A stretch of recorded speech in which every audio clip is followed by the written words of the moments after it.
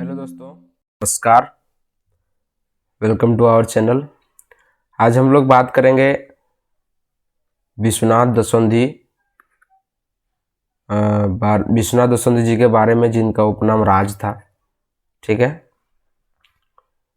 तो इनका व्यक्तिगत परिचय जानेंगे।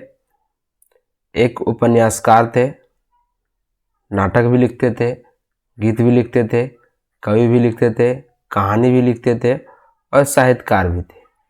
इसके होने के साथ साथ झाड़ फूक भी करते थे। ठीक है, यानी तांत्रिक क्षेत्र से जो है सो जुड़े थे।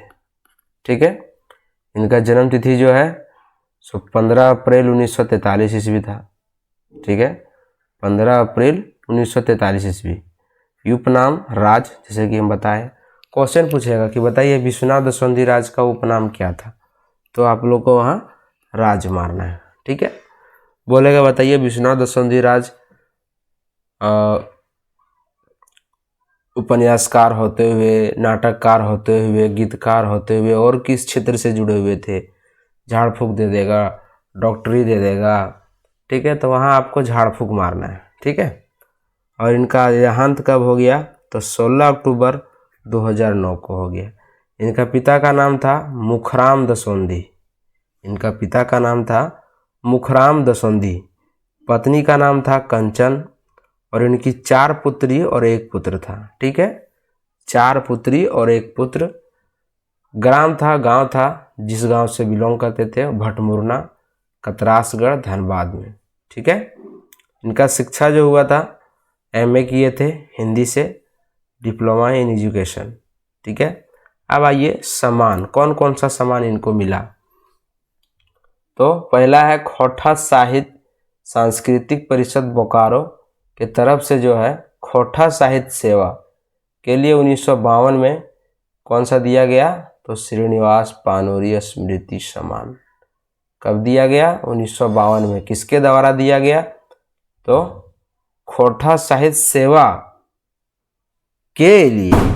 खोटा में जो खोटा साहित्य का जो सेवा करते थे उसके लिए कौन दिया, तो खोटा साहित्य संस्कृति परिषद बोकारो, इसने दिया। कितना क्वेश्चन बनेगा बताइए। कौन बोलेगा, बताओ। खोटा साहित्य संस्कृति परिषद बोकारो के द्वारा विश्वनाथ दसोंधी राज को कौन सा पुरस्कार दिया गया।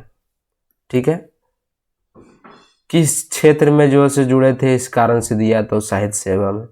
कब दिया गया, तो 1992 में। ठीक है, आगे है कि 29 जनवरी 2006 को भारतीय भाषा साहित्य न्यास है ना, रांची की तरफ से इन्हें राजभवन में आयोजित सम्मान समारोह में राज्यपाल सैयद सिबते रजी ने इन्हें सम्मानित किया। ठीक है, आगे है कि इनका जो प्रमुख रचना कौन कौन था, जैसे ढलती सांझ या सूरज, एक हिंदी उपन्यास था।